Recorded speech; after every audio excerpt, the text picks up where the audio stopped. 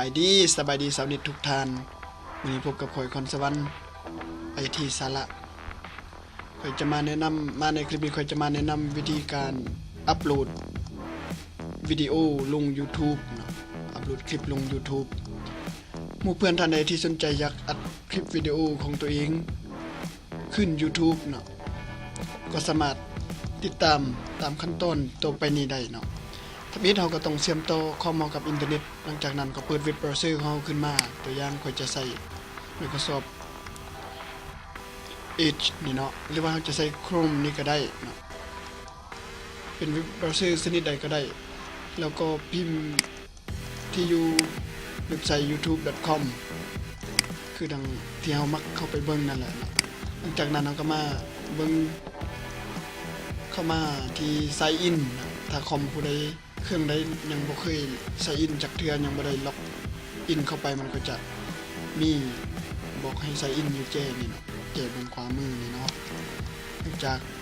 นั้นแล้วก็มาคลิกเข้าไปใน Sign In แล้วมันจะถามหาบัญชี Gmail ของเฮาหมายความว่าถ้าท่านอยากอัปโหลดวิดีโอของท่านจะต้องมีบัญชี Gmail เพื่อล็อกอินบัญชี YouTube เข้าไปจึงจะสามารถอัปโหลดวิดีโอได้เนาะถ้าท่านใดที่มีบัญชี Gmail ก็มาป้อนบัญชี Gmail เข้าไปเลยแล้วก็ดำเนินการต่อเลยแต่สำหรับท่านใดที่ยังบ่ทันมีเนาะแนะนำไปเบิ่งคลิปเก่าที่ค่อยลงไปวางแล้วนี่เนาะซึ่งก็ได้บอกวิธีการขั้นตอนการสร้างบัญชี Gmail แล้วเนาะอยู่คลิปก่อนเนาะหลังจากมีบัญชี Gmail เราก็มาป้อนบัญชี Gmail ของเราเข้าไปเนาะ gmail.com หลังจากพิมพ์ Gmail ของเราเข้าไปแล้วกด next เนาะกด next แล้วก็ป้อนรหัสผ่านของเราเข้าไป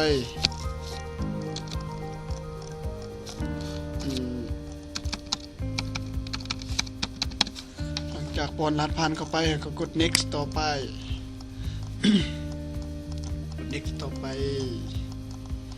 เดี๋ยวมันจะขึ้นหน้าต่างแบบนี้เนาะแบบนี้หลังจากที่เราล็อกอินเข้าไปแล้วมันจะมีรูปของเราเนาะอยู่นี่เนาะสัญลักษณ์ไอคอนแบบนี้เนาะอยู่เจนี่เนาะถ้าเราใส่รูปในบัญชี Gmail ของเรามันก็จะมีรูปปรากฏขึ้นมานั่นนี่แต่เราบ่ใส่ก็เลยบ่มีเนาะหลังจากนี้แล้วหลังจากเรามี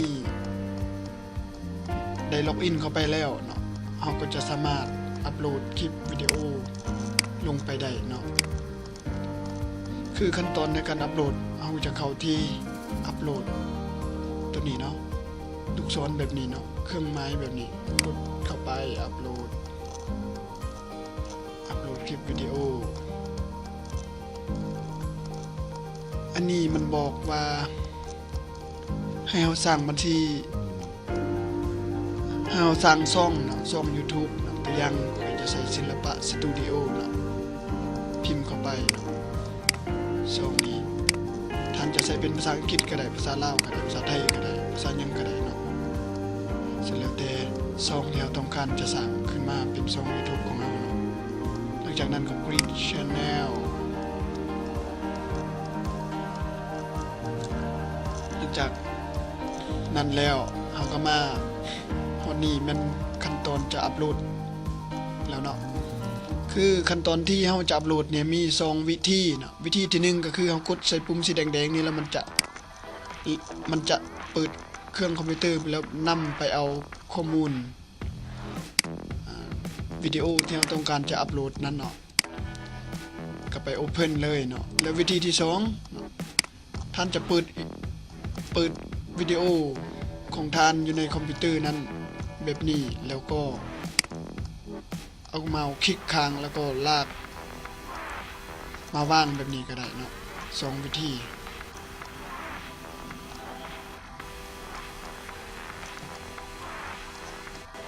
เบิ่ง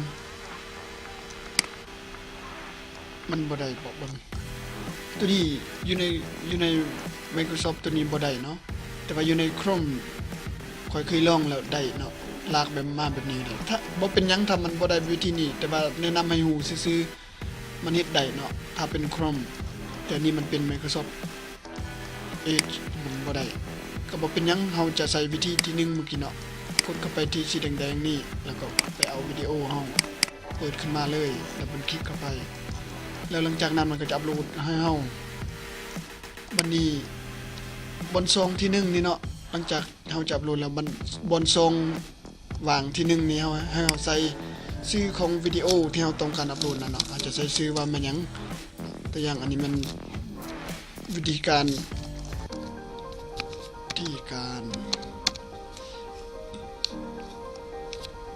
สร้างบัญชีวิธีการสร้างบัญชี Gmail อันนี้ท่านสามารถใช้ได้ยาวไว้กว่านี้ก็ได้เนาะอันนี้เป็นแค่เพียงแต่ยกตัวอย่างเนาะใส่ซื้อแล้วเฮามาใส่บน description นี่มันคำอธิบายเกี่ยวกับวิดีโอนี้เนาะเฮาจะอธิบายว่าแนวใดว่ารายละเอียดหน่อยนึงเกี่ยวกับวิดีโอตัวนี้เนาะก็คือก็จะก๊อปตัวนี้มาวางเลยเนาะที่ขาดพิมพ์ใหม่แนะนำหรือจะว่าสอนหรือว่าเว้าแนะนำก็แล้วแต่เนาะอันนี้มันคำอธิบายแนะนำตัวนี้สามารถใส่ได้ยาวๆได้อยู่เนาะใส่คำหลายๆคำได้ยาวๆไปเลยก็ได้เนาะสิแล้วแต่เฮาอยากอธิบายให้มันละเอียดสำใดก็ขึ้นกับเฮาเนาะอธิบายไปเป็นเพิ่มภาษาไทยเข้าไปก็ได้ภาษาอังกฤษก็ได้เพิ่มเติมเพื่อให้บ่งบอกถึงวิดีโอของเฮาเนี่ยมันละเอียดหลังจากนั้นมาที่2ที่3 text คำว่า text นี่แม่นคำเว้าที่เฮาจะป้อนใส่เพื่อให้ผู้ค้นหาสามารถค้นหาพบวิดีโอของเฮาเนาะก็คือตัวนี้เนาะตัวอย่างว่าก็จะใส่วิธีการโอเคแล้วก็อย่าลืมเครื่องหมายจุดหลังจากจุดแล้วมันจะเป็นแบบนี้เนาะจุดแล้วเขียนหมายสร้างบัญชี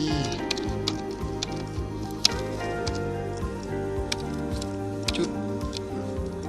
Gmail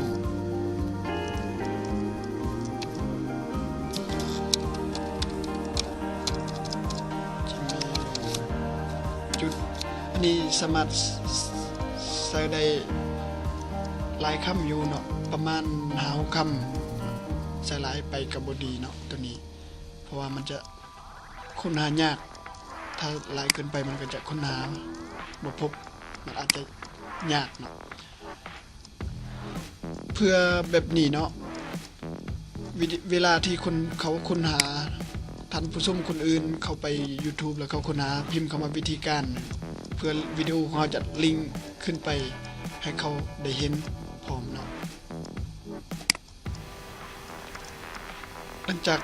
ป้อนทั้ง3ช่องนี่แล้วมาเบิ่งตัวนี้ก็บ่ต้องไปแก้ไขมันหยังก็ได้แล้วก็มาเบิ่งตัวที่3 Advanced อันนี้จะเป็น category นี่ถ้าเป็นภาษาไทยก็จะเป็นหมวดหมู่หรือว่าภาษาลาวเป็นหมวดหมู่ของวิดีโอของเป็นหมวดใดหมวดวิดีโอหมวดฟิล์มหมวดเพลงหมวด Animal หรือว่าสัตว์หมวด People บล็อกเป็นบุคคลเป็นส่วนตัวนะเป็นบล็อกคอมเมดี้ตลกวิดีโอเกี่ยวข้องกับหมวดใดก็เลือกเอาเนาะแต่เดี๋ยวนี้ตัวอย่างว่าวิดีโอนี้เว้าเรื่อง Gmail เกี่ยวข้องกับ Science and Technology นะเป็นวิทยาศาสตร์และเทคโนโลยีแล้วก็เลือกเอาหมวดตัวนี้แล้วก็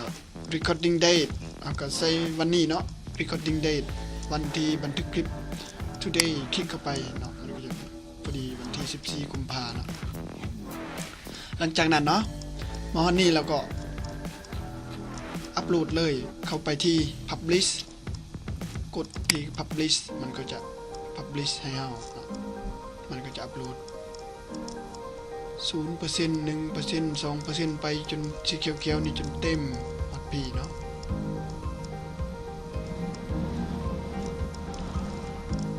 หลังจากตัวนี้มันอาจจะมีปัญหาในสัญญาณอินเทอร์เน็ตเนาะต้องขอโทษแต่ว่ามาฮอดนี้ก็สามารถฮู้แล้วเนาะมาฮอดนี้เฮาก็มีแต่รอขั้นตอนต่อไปก็บ่มีหยังแล้วเนาะมีแต่รอให้ การอัปโหลดนี่แลนจาก 0% ไปฮอด 100% เต็มอยู่นี่สีเขียวๆเต็มแล้วมันก็จะวิดีโอเฮาก็จะถูกอัปโหลดขึ้น YouTube ไปเรียบร้อยเนาะมาในคลิปนี้ก็จะมีการแนะนำเพียงเท่านี้เนาะสำหรับการอัปโหลดคลิปวิดีโอขึ้น YouTube ก็มีแต่ขั้นตอนเท่านี้แหละเนาะก็บ่มีหยังยากเนาะถ้าท่านได้ติดตามดีๆก็จะสามารถอัปโหลดได้แล้วเนาะด้วยตนเองได้แล้วเนาะถ้าคลิปนี้มีประโยชน์แก่ท่านอย่าลืมกดไลค์กดแชร์หรือว่ากดติดตามทางช่องพวกเราด้วยเนาะพบกันใหม่ในคลิปหน้าสำหรับคลิปนี้สบายดี